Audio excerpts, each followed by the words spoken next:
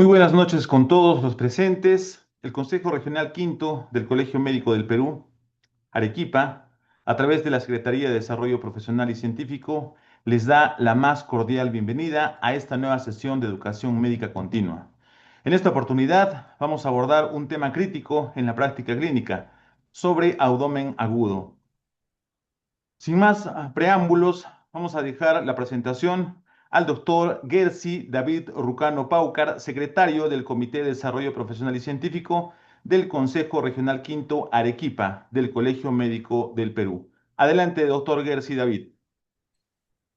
Muchas gracias, ingeniero Marco Málaga Morales, encargado de toda la parte informática del Consejo Regional Quinto. A nombre del Colegio Médico del Perú, Consejo Regional Quinto y de la Secretaría de Desarrollo Profesional y Científico, tengo el honor de presentar en esta oportunidad el tercer tema del calendario de educación médica continua 2026.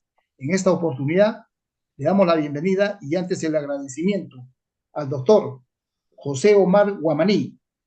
Él es jefe del servicio de cirugía del Hospital Manuel de Torres Muñoz Salud, miembro activo de la Sociedad Peruana de Cirugía Endoscópica, de la Asociación Peruana de la Hernia y de la Asociación Latinoamericana de Cirugía Endoscópica. El doctor José Omar Guamaní, el día de hoy, estará disertándonos el tema que es muy apasionante: manejo del abdomen agudo, que trae muchas controversias y tendremos la oportunidad de escucharlo y de darle la bienvenida. Muchísimas gracias, doctor, por aceptarnos nuestra invitación para que haga la disertación de este tema. Adelante, doctor José Omar Guamaní. Buenas noches, bienvenido. Buenas noches con todos. Me gustaría, por favor, confirmar el audio, que tenía unos problemas. Sí, doctor, se le escucha perfectamente. Excelente. Muy bien. Entonces vamos a empezar la exposición. Vamos a hablar sobre, en general, lo que es el tema de abdomen agudo. El tema de abdomen agudo envuelve bastante, pues lo que tenemos que definir es si es un abdomen agudo quirúrgico o un abdomen agudo médico, ya que el tratamiento es muy diferente. Muy bien, a ver, vamos a compartir la exposición.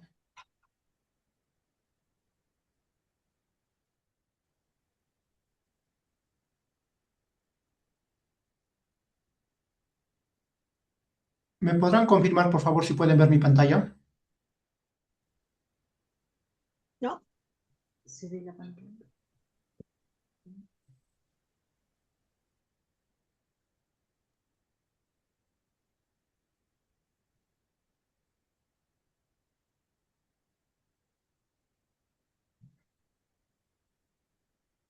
Todavía no logramos.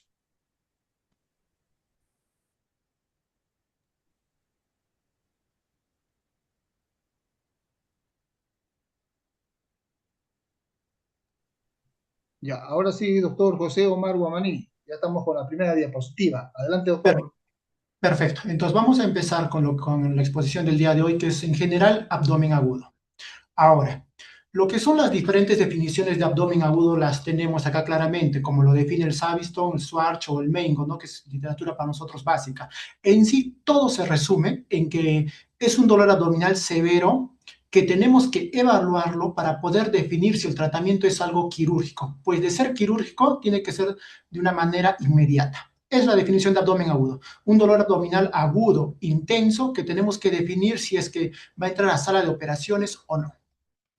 Ahora, el dolor abdominal agudo quirúrgico tiene en sí tres fases prácticamente hablando: el dolor visceral, el dolor parietal y el dolor referido. En este caso, lo que me gustaría un poquito enfatizar es el tema de, como lo más común, que es el cuadro de apendicitis aguda. El dolor visceral es un dolor como el cuadro de apendicitis cuando se inicia, es un dolor mal localizado, un dolor difuso, sordo. ¿En qué zona? Región periumbilical. Después tenemos el dolor que persiste en esa zona de una intensidad variable, y generalmente a predominio medial. Ese es el dolor visceral. El dolor parietal ya es un dolor agudo, bien localizado. Cuando el cuadro de apendicitis aguda avanza, ya se localiza en la zona de fosa ilíaca derecha.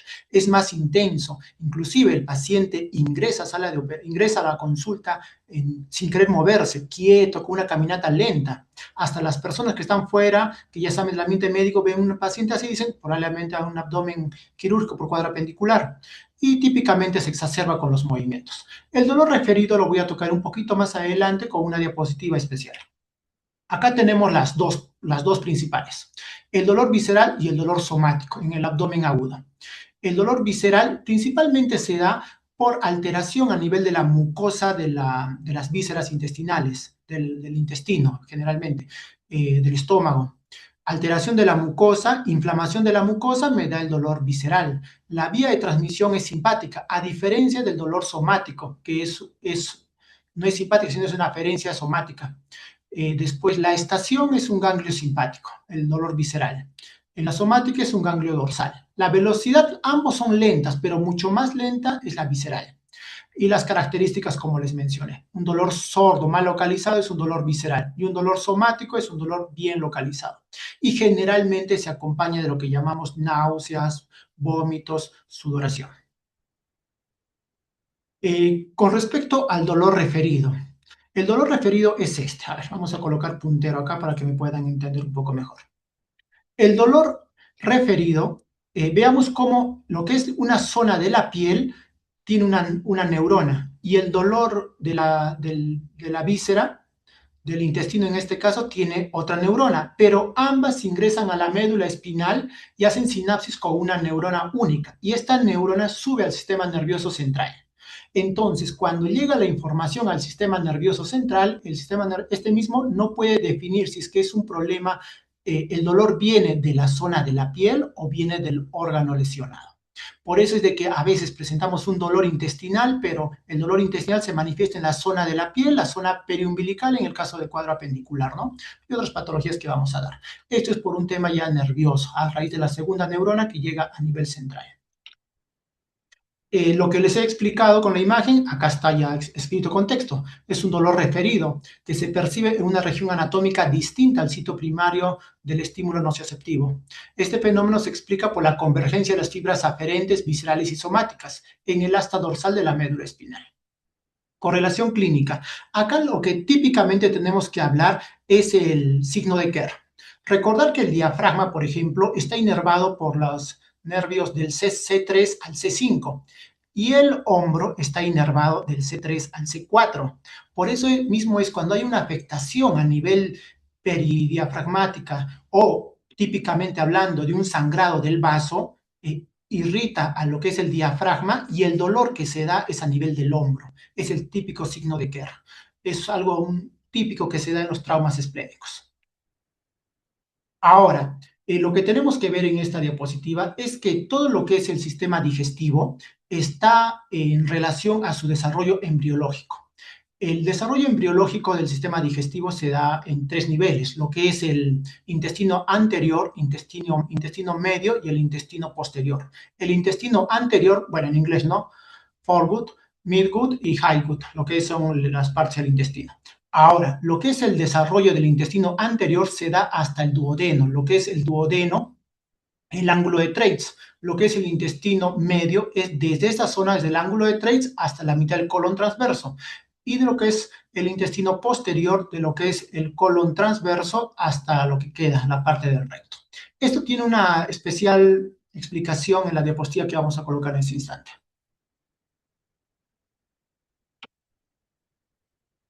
Acá vemos esto. Veamos cómo la zona del intestino anterior, les mencioné que da la inervación hasta el ángulo de Treitz. Esto me da bastante información, ya que cuando tengo una alteración en lo que es la primera porción, intestino anterior o intestino medio, la inervación se va hacia la zona, acá veamos, como cuando hay una afectación a nivel del intestino, anterior, la inervación se va hacia la zona de epigastrio. Es por eso que el dolor de la que se inicia en patologías que involucran el estómago, el duodeno, el dolor es en epigastrio por inervación, que más o menos es a nivel de T5. Lo que es el intestino medio, afectaciones a nivel del intestino medio, como una úlcera duodenal más avanzada, a patologías de yeyuno, ilion, apéndice, la inervación es a nivel de lo que es la zona periumbilical. Y lo que son las patologías del intestino posterior, se da la inervación a lo que es la zona baja del abdomen. Por ejemplo, yo tengo una patología, una diverticulitis, que es en colon sigmoides. Estamos hablando de que es una patología después del colon transverso. Entonces, ¿dónde se va a originar este dolor? En la parte inferior del abdomen. De eso nos sirve. Además, otro reparo en esta zona, la irrigación. Vemos que la arteria mesentérica superior irriga todo lo que es el intestino medio. Entonces, cuando hay un problema isquémico a nivel de la arteria mesentérica superior, ese es un caso un poco más aparatoso, porque está involucrando todo lo que es prácticamente todo yeyuno, ilion, hasta la mitad del colon transverso. Igualmente, si hablamos de una isquemia mesentérica a nivel de la mesentérica inferior, como le dije, el dolor se da en la parte inferior del abdomen, dolor inicial. Entonces ya sabemos que eso me hace sospechar de patologías del colon distal. Ahora, netamente hablando de la clasificación de lo que es el abdomen agudo, muchos clasifican desde el punto de vista de los cuadrantes. Dividimos el abdomen en 9 cuadrantes, todo lo que está en epigastrio, tenemos estómago, porción de intestino o hipocondrio derecho. En este caso nosotros vamos a dividirlo para un tema didáctico, para poderlo comprender bien estas patologías, en estas 5 patologías: la inflamatoria, obstructiva, perforativa, vascular y traumática. Un caso especial son los no específicos, que acá entran lo que son patologías no quirúrgicas. Empezaremos entonces ahora sí netamente con el abdomen agudo inflamatorio. En este caso lo que tenemos primordialmente son las 3 itis, que son la apendicitis, colecistitis y diverticulitis. En este caso lo que tenemos que ver que la apendicitis y colecistitis, ojo, esto es netamente estadístico, que sabemos que hay excepciones, como en todo. En estos casos tenemos que la apendicitis y colecistitis generalmente es en gente joven. Lo que es la diverticulitis es en gente mayor, típicamente mayores de 60 años. Hay excepciones, valga la aclaración. Después tenemos lo que son la evolución de los cuadros inflamatorios. Generalmente, si un cuadro inflamatorio no es tratado adecuadamente, va a desarrollar un cuadro de peritonitis, abscesos intraabdominales, sepsis, falla multiorgánica y por consiguiente puede llegar a que el paciente fallezca si no tratamos estos cuadros. Ahora, ¿cómo se hace el diagnóstico de un abdomen agudo inflamatorio? Lo que primero que tenemos que ver es la secuencia. Como les expliqué, empieza generalmente con un dolor inespecífico, un dolor que después de que ha empezado este dolor inespecífico recién se localiza. Y conforme avanza ya va a haber signos de reacción peritoneal. Primero dolor visceral, como les digo, después dolor somático, después se agrega lo que son náuseas, vómitos y luego la fiebre. No al revés. Generalmente cuando estamos hablando de un paciente que tiene cuadros de fiebre al inicio, no es un cuadro abdomen agudo quirúrgico. ¿Por qué? Miren, cuando tenemos en esta imagen mejor se va a entender todo lo que les voy a explicar. Esta imagen me representa más o menos la evolución de lo que es un cuadro inflamatorio, apendicitis, colecistitis, diverticulitis. Para que haya estos cuadros inflamatorios, tiene que haber una obstrucción.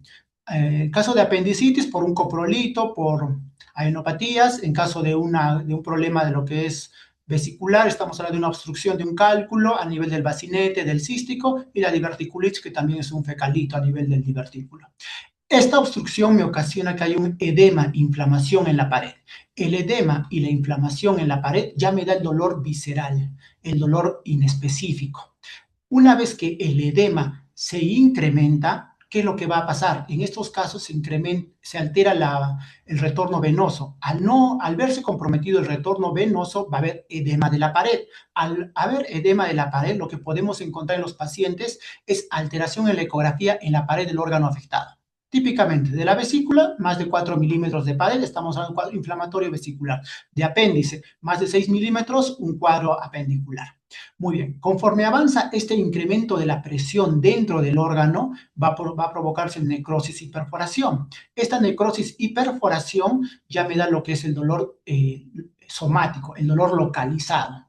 Una vez que se perfora y libera contenido a la cavidad peritoneal, hay formación de materia, de pus, en esos casos ya empieza la fiebre. Por eso nos damos cuenta que antes de que haya fiebre ha tenido que haber un dolor somático, ha tenido que haber perforaciones en microperforaciones, un dolor visceral, un dolor somático ha tenido que haber antes de la fiebre. También cuando hay afectación de necrosis, afectación de la pared, ya empiezan las náuseas, vómitos. Antes de las náuseas, vómitos, ha tenido que haber inflamación, un dolor visceral. Vemos que es una secuencia, es rarísimo, no está descrito, pero sí dicen que puede haber diferentes tipos de cuadros en los pacientes. Sabemos que tratamos pacientes, no esquemas, donde el paciente puede tener una clínica atípica, pero generalmente es esto. No, es rarísimo ver un paciente que haya desencadenado con un abdomen agudo inflamatorio quirúrgico que primero haya empezado con fiebre, por toda esta secuencia que vemos. Entonces, en el caso que el órgano se perfore, ya estamos hablando de una peritonitis. En caso de la vesícula, una peritonitis biliar. En caso de apendicitis, una peritonitis por causa de apendicitis. Una peritonitis generalmente purulenta. En caso de un divertículo, estamos hablando de una peritonitis generalmente fecaloidea, ya que se perfora el colon.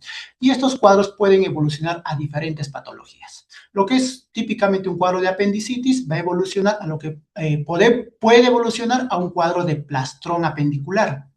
Puede evolucionar. No todos los pacientes hacen un cuadro de plastrón apendicular. Acá tenemos que diferenciar la definición de plastrón apendicular de adherencias. Muchas veces algunos, inclusive cirujanos, confunden el término. Plastrón apendicular ya son adherencias severas, prácticamente desmantelables. Hacer estas adherencias es prácticamente imposible sin lograr lesionar un intestino que está ahí pegado. El plastrón es un conglomerado de órganos de la cavidad que están bloqueando la zona inflamatoria. Ahora, ahí puede haber plastrón vesicular también. Y estos cuadros pueden evolucionar a un absceso. El absceso, la colección de contenido purulento, puede desencadenar una fístula, ya que tenemos una colección, va a buscar drenar algún lugar. En el caso de la vesícula, quiere drenar, puede drenarlo al intestino, una fístula colecistoentérica o colecistogástrica. El intestino puede drenar a otra parte. Estamos hablando de eso, de las fístulas.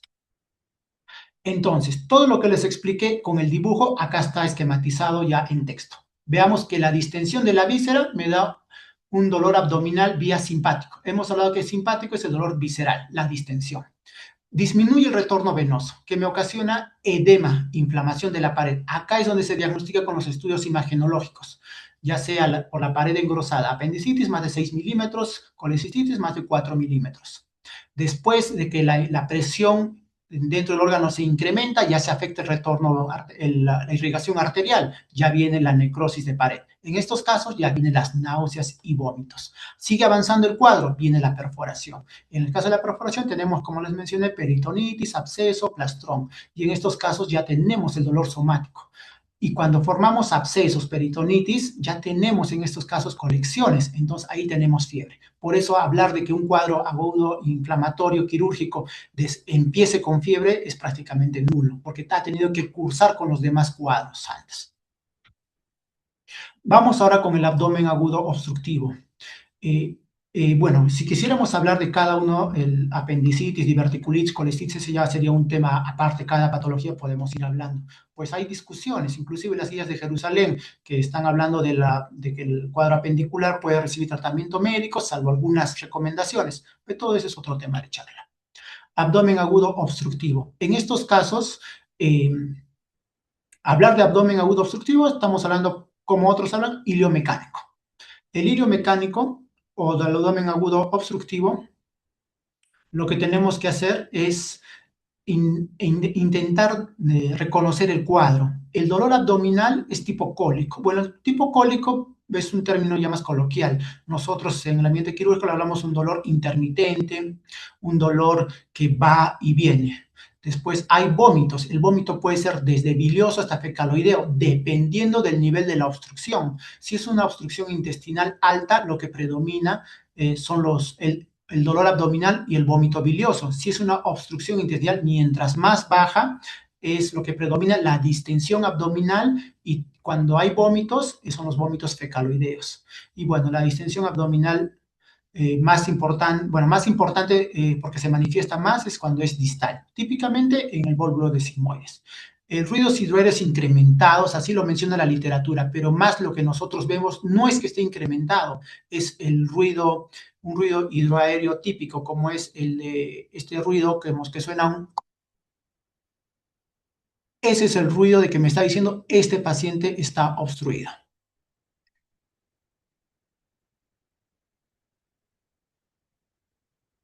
Ahora, si queremos hablar de causas de un abdomen agudo obstructivo, causas a secas tenemos en primer lugar en Perú las bridas y adherencias. Del 60 al 80% son bridas y adherencias. Como segunda causa, las hernias. Y tercera causa, los vólvulos. Por favor, siempre examinar al paciente. Muchas veces hemos visto que un paciente llega a la emergencia, lo mandamos a un estudio imagenológico sin haberlo examinado bien, después regresa y vemos que nos tiene que decir el radiólogo u otra persona, doctor, pero tiene una masa en la zona inguinal. Vemos, examinamos y era una hernia que estaba encarcerada en la zona inguinal, en la zona crural. Ahora, si queremos hablar y ser un poco más específicos, toda obstrucción intestinal tiene que entrar con mínimo una radiografía. Ahora, la radiografía, vamos a verla en este caso. Vemos en el lado izquierdo una radiografía, dilatación marcada. Vemos que acá lo que se nota son las austras. Si vemos austras, es una obstrucción de intestino grueso. Vamos a la derecha. Vemos igual, hay dilatación marcada de asa, pero vemos lo que llamamos pila de monedas. Si vemos este signo, pila de monedas, es una obstrucción de intestino delgado. Entonces, ahora, hablando de niveles, si es obstrucción de intestino grueso o delgado, las causas varían un poco, pues la obstrucción más frecuente de intestino delgado es bridas. Si en cambio la de colon, ahí varía, es vólvulo, la primera causa. La segunda causa, intestino grueso, es cáncer, y la tercera causa, una diverticulitis. En intestino delgado es bridas, segunda causa hernias y tercera cáncer. Ahora, lo que puede llamar acá la atención bastante es de que vemos que en las obstrucciones de intestino grueso no hay bridas y adherencias, no hay. En Perú la primera causa es vólvulo de sigmoides. Las radiografías, ¿cómo definirlo? Entonces, acá ya se resume todo lo que les mencioné. Abdomen agudo obstructivo, generalmente por cirugías previas, lo que es obstrucción por bridas, del 60 hasta casi el 80%. En los pacientes que no son ocasionados por bridas, se requiere obligatoriamente el manejo quirúrgico, lo que es una obstrucción por un vólvulo de sigmoides, manejo quirúrgico, obstrucción por una neoplasia, manejo quirúrgico, obstrucción por un cuadro adicional, manejo quirúrgico. Ahora, antes lo que se manejaba era que el abdomen agudo obstructivo por cuadro de bridas se operaba, pero esto ya ha cambiado hace algunos años. Las guías de Bolonia ya nos dicen de que no, un abdomen agudo quirúrgico por obstrucción de bridas no se opera de inmediato. Inclusive dan un parámetro. El parámetro es 3 días de evolucionar al paciente, 3 días ver si es que el paciente está evolucionando bien o no. Podemos dar esa chance hasta de máximo 3 días. En la radiografía vemos los niveles hidroaéreos, ver definir si es asa delgada o gruesa, y el diámetro cecal, ¿no? Que generalmente cuando es más de 12 centímetros estamos ante un cuadro ya complicado. El abdomen agudo perforativo. En este caso nos vamos a enfocar los abdómenes intraabdominales, ¿no? Lo típico es la úlcera perforada. ¿Cómo viene un paciente con úlcera perforada? Es aquel paciente generalmente joven, generalmente, hay excepciones como les digo, aquel que me dice, doctor, me ha venido un dolor intenso a las 7:20 de la mañana cuando estaba subiendo a la combi como una puñalada en el abdomen. Este es el paciente que hace sospechar de un abdomen agudo perforado, porque es un dolor intenso, que el paciente no lo puede describir, así como inclusive dice de que es tan intenso que nunca le ha pasado. Y al examinar nosotros podemos ver de que hay un abdomen en tabla, un abdomen totalmente contracturado. Ojo que acá no hablamos de las patologías inflamatorias, ¿no? Apendicitis, colecitis, diverticulitis. Acá veamos la clínica que les mencioné, un dolor de inicio súbito en un paciente asintomático, con hora de inicio. El paciente dice eso, a tal hora me inició, estaba haciendo esta labor y me inició. Y signos peritoneales, un abdomen en tabla en los jóvenes, fiebre, deshidratación, sepsis. Acá tenemos que tener cuidado en algunas cosas. Primero, si tenemos un abdomen, un paciente joven, que es lo típico en estos casos, no absoluto, pero es lo típico en estos casos, ellos tienen una musculatura abdominal conservada o quizás bien desarrollada. Estos pacientes sí me hacen un abdomen en tabla, claramente. El abdomen está intocable, rígido, contracturado. Estos pacientes me hacen este tipo de clínica. Sin en cambio, vámonos a otro caso. Tercera edad o pacientes obesos que no tienen mucha musculatura abdominal. Ellos me hacen muy poco el abdomen en tabla. También el antecedente del paciente es un paciente joven, estresado, que consume AINES por algunas patologías. Estos pacientes son los que generalmente me hacen mi cuadro perforado por una úlcera gástrica.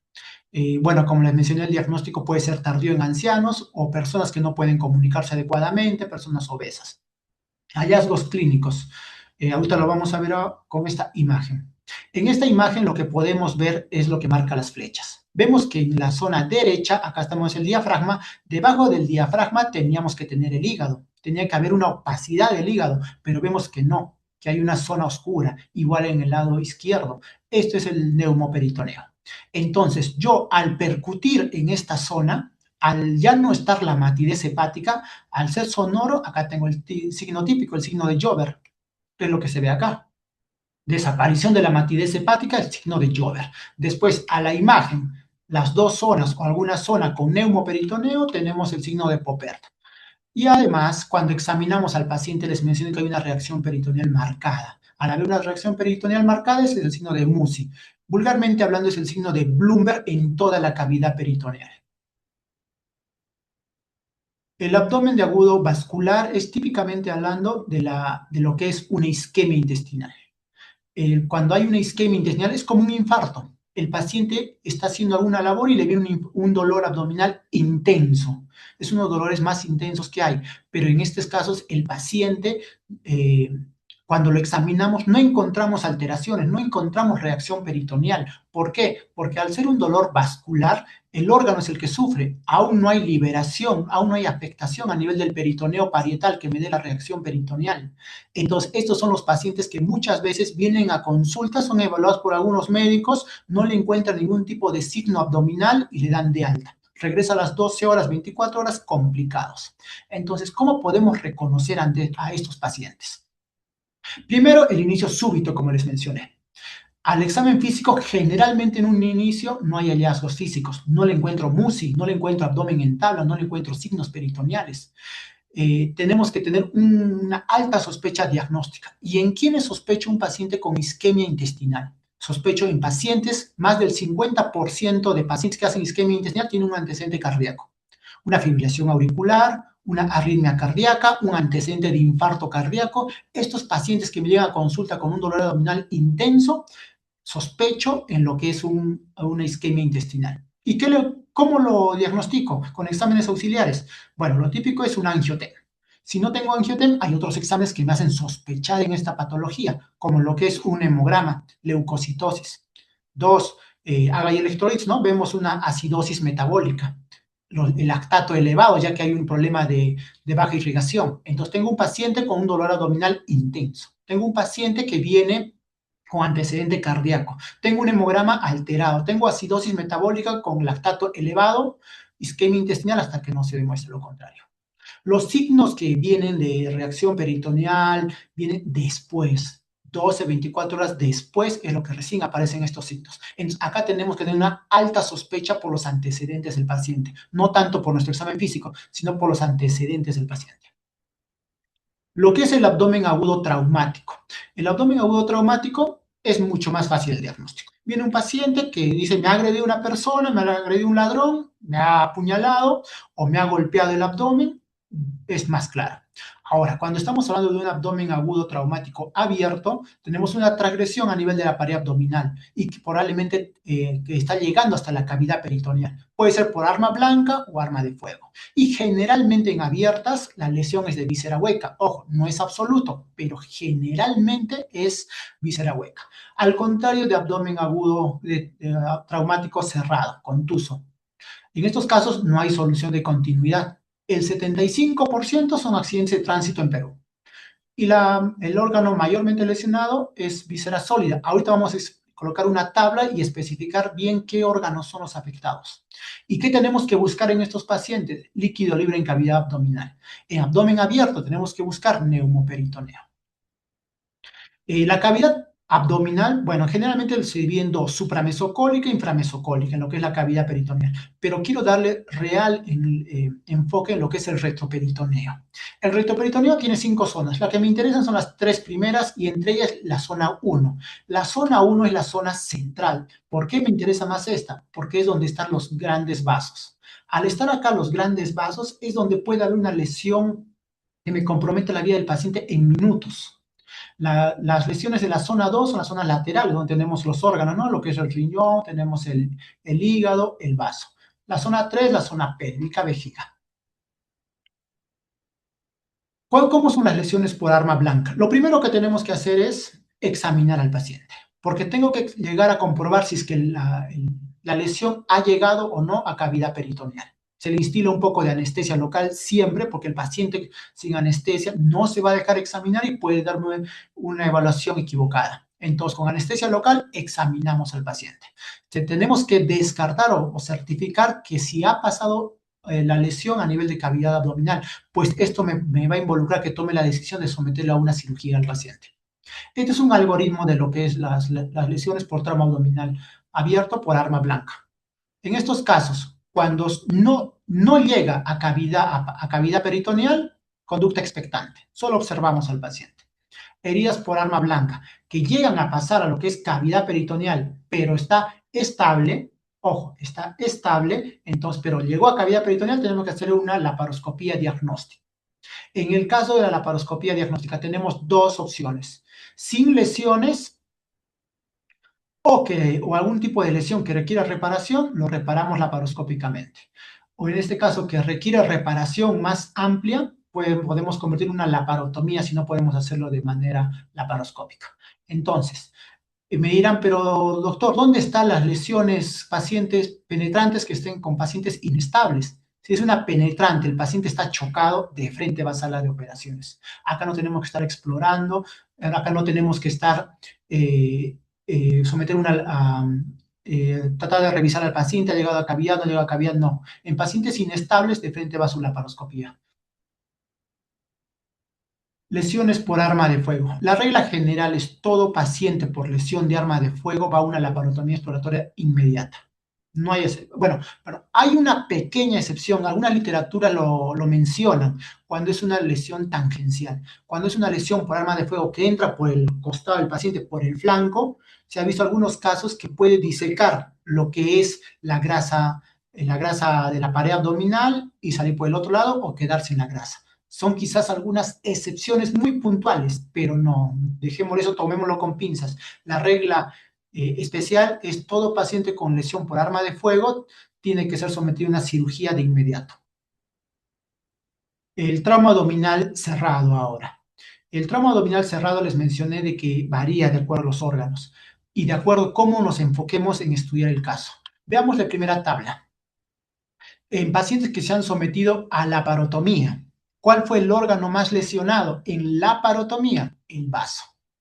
El vaso es el órgano que se lesionó con mayor frecuencia en pacientes que se sometieron a laparotomía. Pero si hablamos en general, un paciente que llega a consulta con un trauma abdominal cerrado, ¿cuál es el órgano que más se lesiona?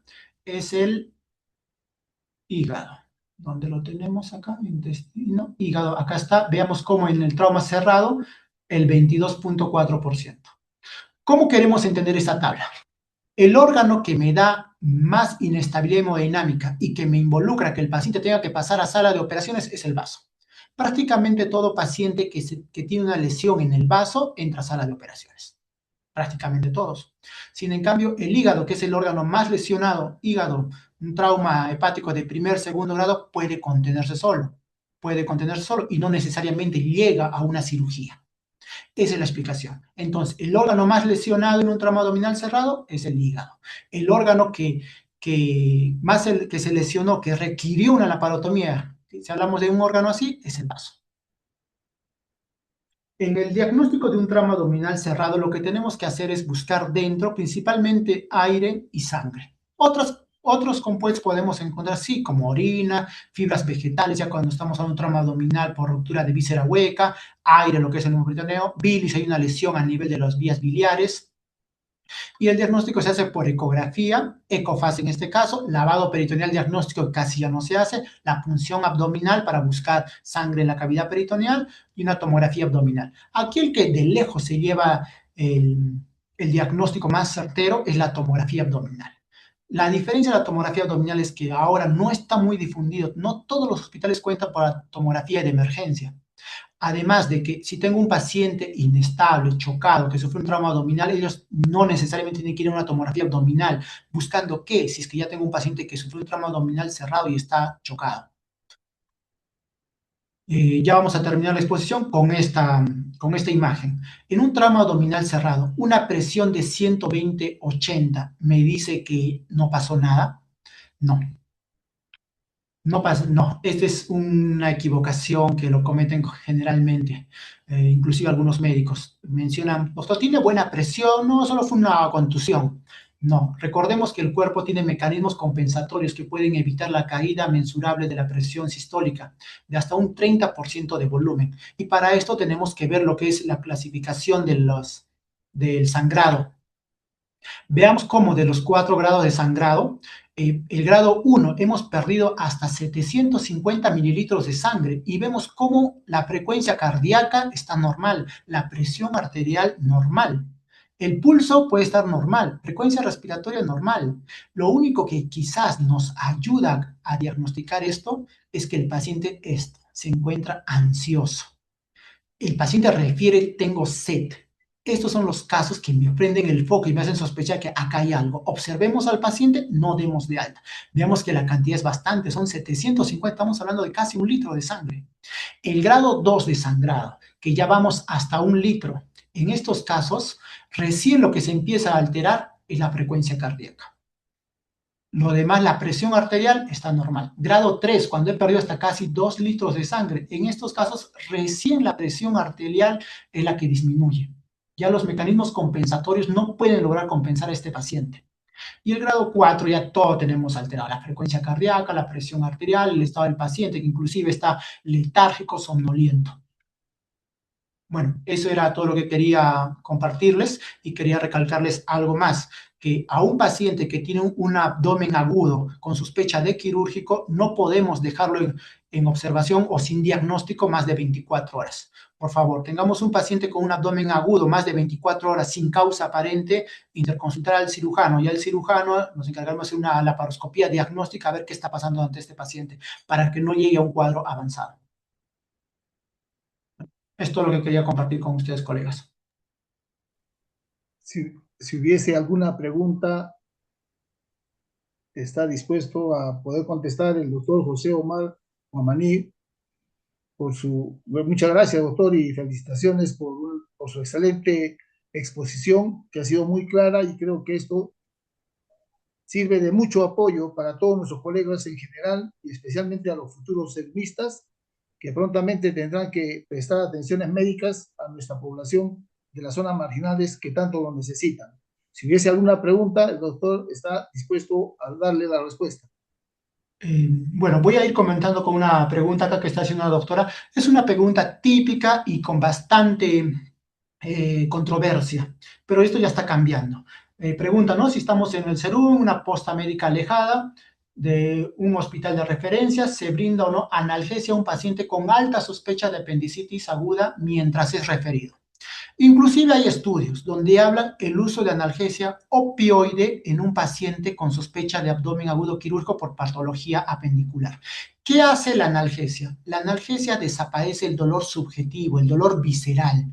Va a desaparecer, atenuar el dolor somático. Pero cuando el paciente va a llegar más tranquilo. Yo soy, digamos, un paciente diagnosticado con apendicitis, me han referido de un lugar de 8 horas, me han puesto mi analgesia, llego caminando a consulta.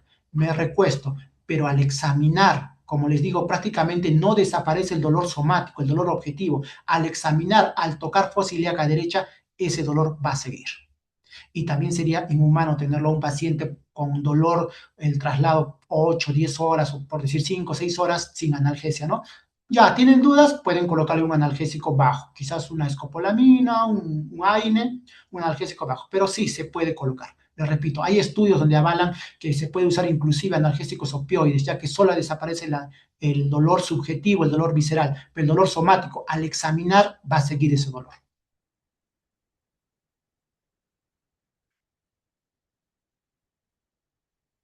Hay otra pregunta. ¿En qué caso se puede usar el tratamiento médico en pacientes con apendicitis aguda? Ya, esta pregunta viene por el tema, bueno, me gustaría en otra reunión tocar a fondo lo que es apendicitis aguda y vamos a tocar las guías de Jerusalén, las guías del 2016 y las actuales del 2026. Pero al ser un tema controversial, ¿en qué casos puedo usar tratamiento médico? Ahorita, a pesar de que las guías dicen que hay cuadros de apendicitis que puede recibir tratamiento antibiótico, solamente antibiótico, la recomendación es la cirugía. Dice, si hay casos que puede responder a tratamiento antibiótico, ¿cómo? Un paciente que a la tomografía no veo el coprolito, ya que son otras causas de apendicitis, adenitis mesentérica u otras causas que puede regresionar. Pero cuando tenemos un cuadro de coprolito, que es la causa más frecuente, sí o sí va a evolucionar a la perforación, a la peritonitis, al absceso, a la falla multiorgánica y quizás llegar al óbito del paciente. Entonces, ¿en qué pacientes puedo recomendar usar tratamiento médico? Yo diría ninguno. La recomendación es quirúrgico, pero si queremos hablar, estos cuadros, estos tratamientos médicos se da a los pacientes que no pueden llegar a un centro asistencial que cuente con sala de operaciones, que no pueden llegar. Pero hoy por hoy estamos a unas horas que puede llegar a un centro asistencial donde pueden hacer un mejor diagnóstico, una mejor valoración. Repito, he visto por ahí cantidad de videos que dicen que ha cambiado el tratamiento de apendicitis, ahora es tratamiento médico. No, eso es como, hay que tomarlo con pinzas. Pues la recomendación de las guías es cirugía. ¿Y en quién puedes optar? Aquel paciente que no puede llegar a someterse a un centro hospitalario que tenga una capacidad resolutiva en sala de operaciones. Ejemplos, marinos, ejemplos, astronautas, ejemplos, personas que van a hacer un viaje al Polo Norte o algún lugar donde no hay médicos asistenciales. En esos puedo jugármela y dar el tratamiento médico.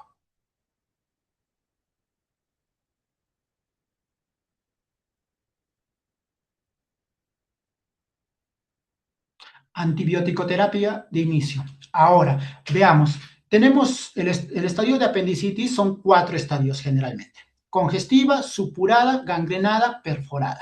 Ahora, de los 4 estadios, los 2 primeros estadios está demostrado que la flora que predomina son gram negativos. Entonces tenemos que dar un antibiótico que cubra gram negativos. Podemos usar cefalosporinas de tercera generación, podemos usar quinolonas, podemos usar aminoglucósidos. Pero cuando ya tenemos una sospecha de que ha habido un cuadro perforado, de gangrenada para adelante, gangrenada perforada, en estos casos ya se ha visto que están incrementados los anaerobios. Y en estos casos que tengo que dar medicamentos para anaerobios. Ya sabemos de la norma general, diafragma para abajo, metronidazol. Entonces, si tengo un paciente que solamente tiene el dolor somático, que no hay reacción peritoneal en todo el abdomen, es un abdomen que no se ha complicado, para gérmenes gram negativos. Vemos que ya hay reacción peritoneal en el abdomen, tengo que agregarle a esto medicamentos para anaerobios.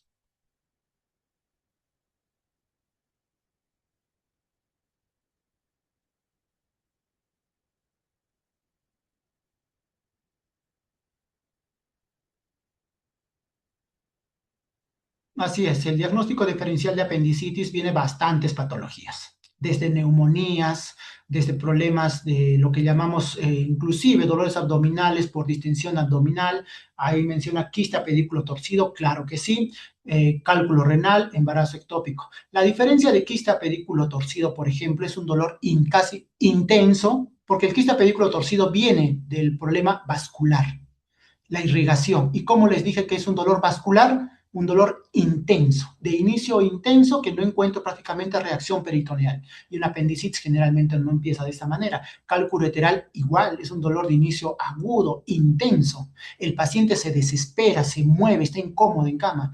Y bueno, y un embarazo ectópico, ¿no? Siempre en toda mujer pregunta lo que es la fecha de última regla y métodos anticonceptivos. Pero sí, hay cantidad de diagnósticos diferenciales en patología pendicular.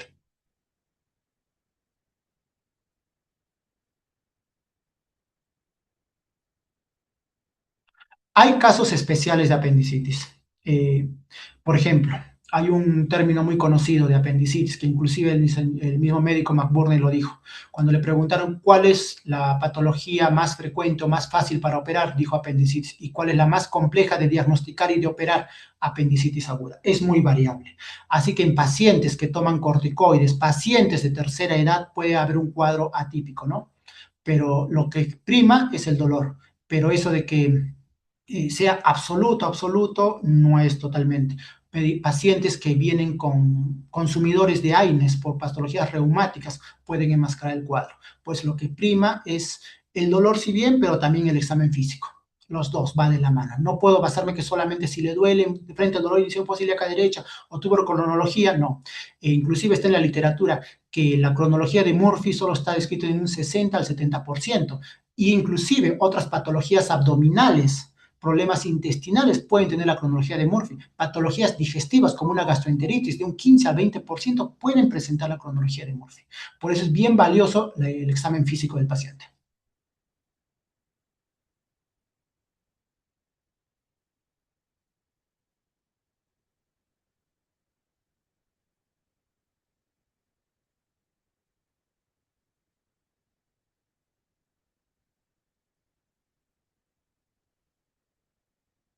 Bueno, si no hay más preguntas, entonces agradezco a todos su participación. Me gustaría después, quizás en alguna otra oportunidad, ya enfocarme en cada caso, lo que es colecistitis, hablar de las guías de Tokio, apendicitis, ya poder discernir bien lo que dicen las guías de Jerusalén y quitar ese conocimiento o ese lo que está circulando en las redes sociales. Sabemos que en las redes sociales hay cantidad de cosas. Dice, cambió el tratamiento, ahora es médico, inclusive muchos dicen esto, no. Bueno, eso ya será temas de otras charlas. Muchas gracias, doctor José Omar Guamaní, por su excelente exposición, que realmente ha sacado de muchas dudas a todos nuestros colegas médicos, especialmente aquellos que están pronto ya a hacer su serum y que tendrán que hacer sus atenciones médicas en zonas marginales que tanto se les necesita, y para ellos creo que ha sido muy claro, y toda esta exposición del doctor José Omar Guamaní. Le queremos agradecer a nombre del Consejo Regional Quinto Colegio Médico del Perú, de la Secretaría de Desarrollo Profesional y Científico, por su excelente exposición. Y muy prontamente estaremos tocando otros temas que son de mucho interés para todos nuestros colegas. Muchísimas gracias, doctor, por su participación. Agradecido eternamente a nombre del Consejo Regional Quinto. Muy buenas noches. Hasta luego, doctor. Muchas gracias, Buenas noches. ingeniero Marco Málaga.